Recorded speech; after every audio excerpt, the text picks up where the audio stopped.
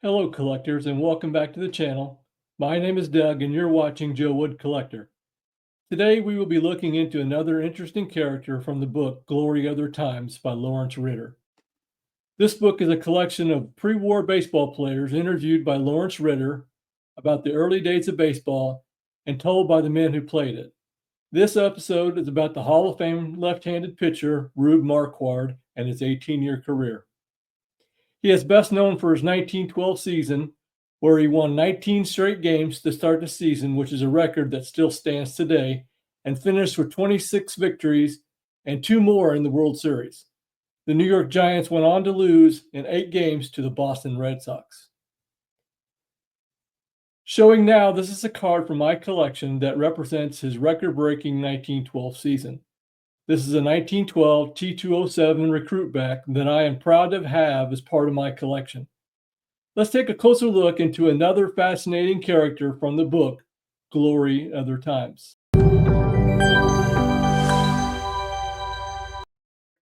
This is Rube Marquard.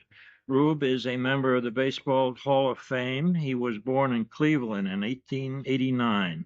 He arrived in the big leagues 18 years later when the Giants bought him from Indianapolis for the then unheard-of price of $11,000. He was in the major leagues for 18 years, from 1908 to 1925, mostly with the Giants and the Dodgers, and his main claim to fame is that he won 19 straight games in 1912, still a major league record. We were in his home in Pikesville, Maryland. Rube lived in a very, very nice apartment house. He was quite well off, married for the 3rd time. His first wife had been Blossom Seeley, the stage star. And when I first called Rube up and asked him, first I wrote everybody a letter and told them what I was doing. And then I called them up and asked to set a time to talk to them. And when I called Rube up, he said to me, well, you're writing a book, are you?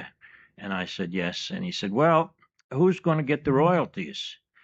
And I started stammering and stuttering because I didn't have any publisher and I didn't have any idea that there'd even really be a book.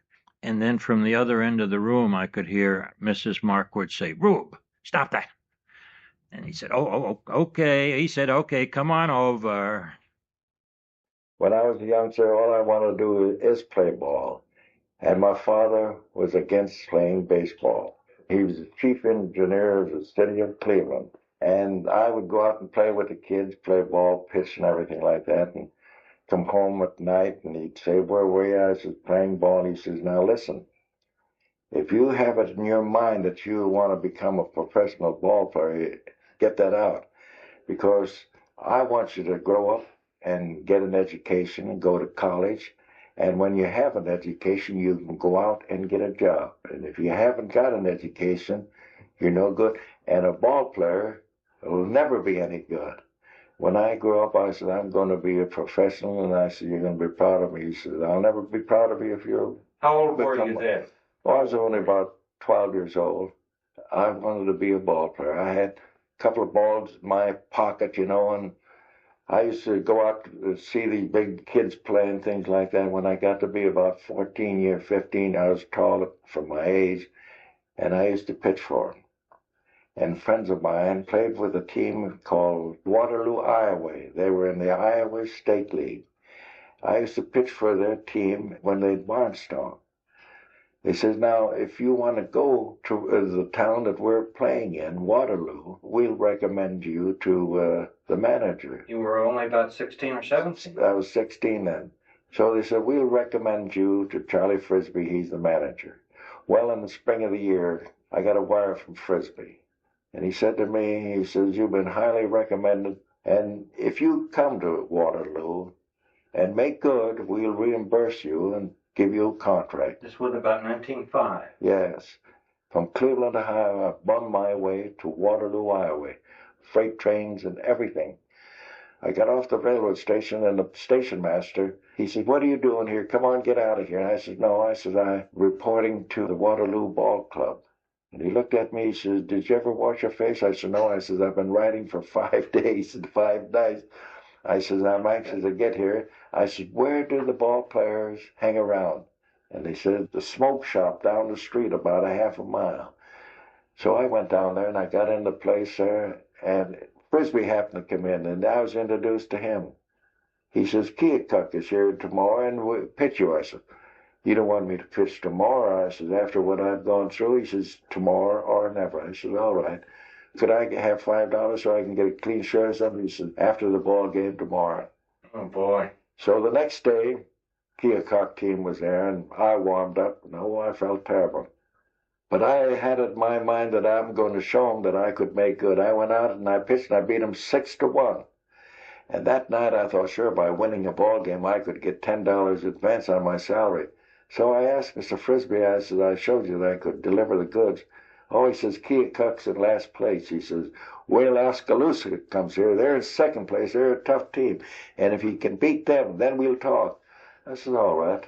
So I didn't say anything to any of them. That night, went down to the railroad station. The same baggage man was there, and he says, what are you doing down here? Well, I said, I'm going back to Cleveland, Ohio. He said, aren't you the kid that pitched today? I said, yes. And he said, why are you going home? Well, I'm so-and-so. He says, you're the best pitcher they've got on the ball club. So he says, now this train comes in at 1 o'clock, and the engine unhooks. In the meantime, I'll talk to the baggage man.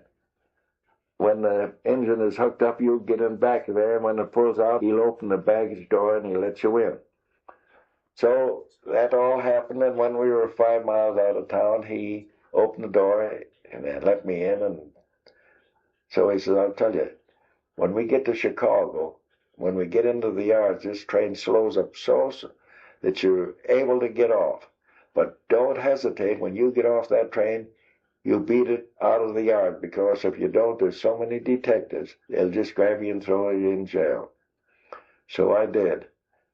When we got to the yards, I got out of there and I got on the street, and about a block from where I got off, there was a fire engine house, and they were all to the fire. It was empty, and they had a big bellied iron stove, and it was warm, and I just sat in there for a little while. I went to sleep, and the fire department came back, and they shook me and did everything to get me. Said, bum, you get out of here and do this. And I said, I'm no bum, I'm a ball player.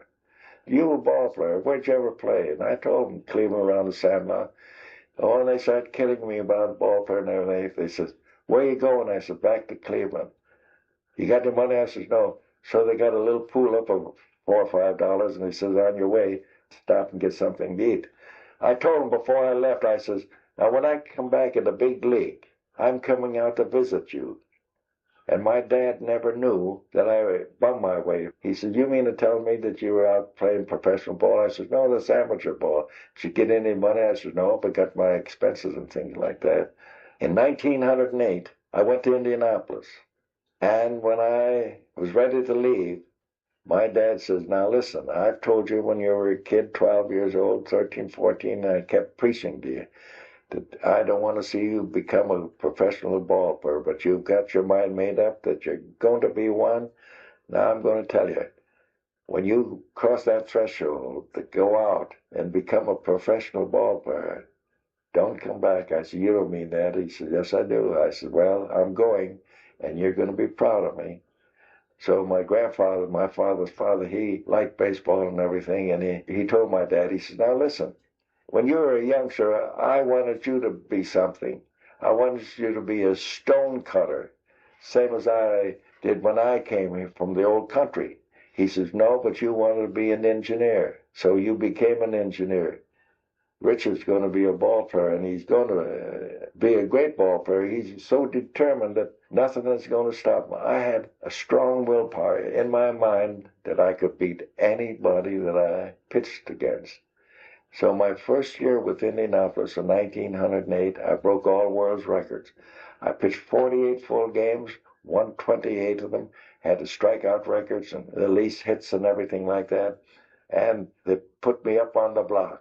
And all the big league clubs bidding on me like a horse being auctioned off. And I went to the New York Giants. 11,000. The highest price that ever was paid for a ball player, $11,000. And when the team got to Chicago, I went out to that firehouse, and the only one was there that was when I first got there was the lieutenant. I walked up to him and I says, "Lieutenant, do you remember me? Never saw you before in my life." He said, "I don't know who you are." Well, I said, "Remember a couple of years ago, you caught me sleeping back of that stove there?" "Oh," he says, "you the fella that's the ball player?" I says, "Yeah." "Remember?" I said, "My name is Marquard, Richard Marquard." He says, "Yes, what are you doing here?" "Why," I said, "I'm in the big league. I told you when I get in the big league, I was coming out." He says, "Who are you with?" I said, "I'm with the New York Giants."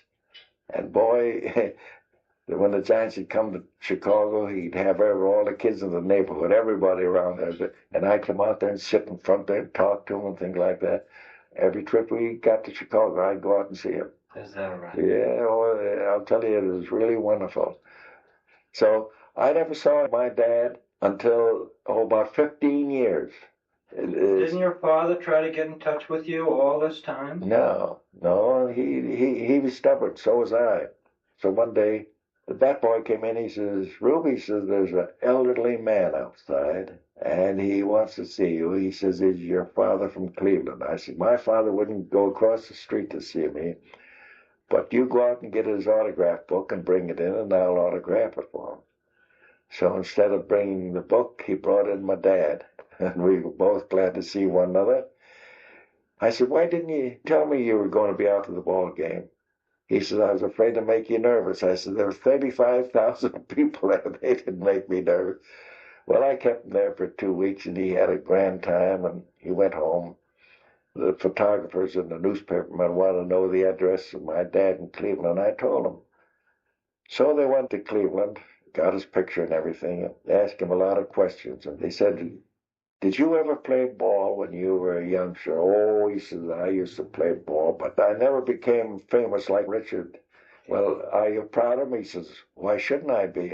He's a great ball player." Friends of my dad, when they see him sitting on the porch, they'd say, "Well, Fred, you see what your son Rube did today?" He said, "Who are you talking about?" "Rube." He said, "Your son Richard." He said, "I told him baseball was no good. He even changed his name." When I got to New York, McGraw said to me, when I reported to the Polo Grounds, he said, "Now listen," he says, "all the newspapermen, everybody in New York has got their eyes on you. Paying $11,000 for a man, they think he can't lose a ball game. Cincinnati's coming here Saturday. I want you to do some running, shagging the outfield, and you're pitching Saturday." I said, "I think I can beat him too, because I had it in my mind I could beat anybody." So Saturday came, and they had about 50,000 people there. I never saw such a crowd in my life. The umpires came out, and the battery was announced. Bresnahan and Marquard for the Giants. The whole 50,000 just let out a roaring, applaud and everything. And believe it or not, I couldn't see Bresnahan. I was so nervous, shaking. So I threw my 5 balls to warm up, and Miller Huggins was the first batter up, little short fella. And the first ball I pitched, I hit him. Boom, right in the side. So the next man up, I walked. And the next man up, I walked. 3 men on base and nobody out. So Hannes Slobert, you've heard of him. He was up there. And I led up on the first ball. And remember the car barns? That's where he hit it, up in the car barns, the elevated track for a home run. I walked to the bench, and McGraw looked at me. He said, "What was the matter with you, Rube?" I says, "Nothing at all, no alibi." I said, "I was just scared to death. 50,000 people." I says, "I've been accustomed to seeing 7,000, 8,000 on 4th of July or doubleheader or anything like that." So finally he says, "Pay no attention to that. You go down to the clubhouse, change your clothes, and wait after the game." Did you like Mr. McGraw? Finest and the grandest man in the world to work for. Is that so? He loved his players. The players loved him. He was wonderful.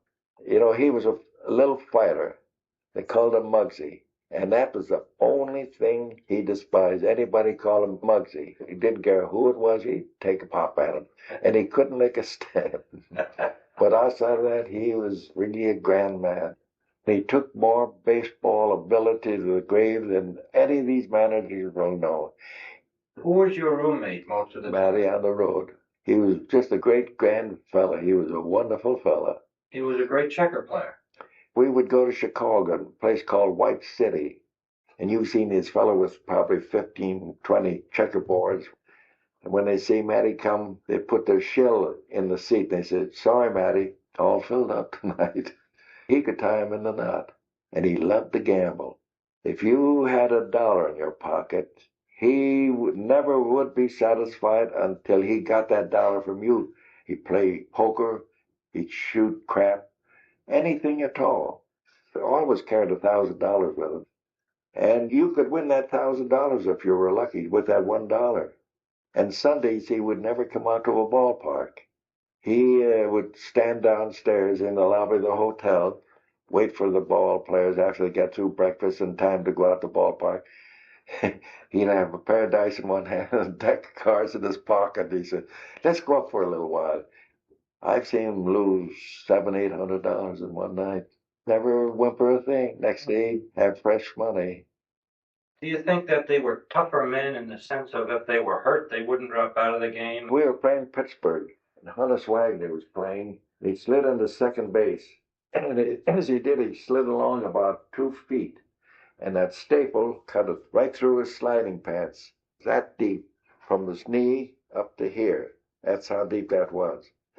Players got all around him, and he lowered his pants, and everybody that was chewing tobacco took the chew out, put it in, and then pulled up his pants and finished the ball game. And we had a doctor, and he put in 26 stitches from here to there. 4 days later, he was playing.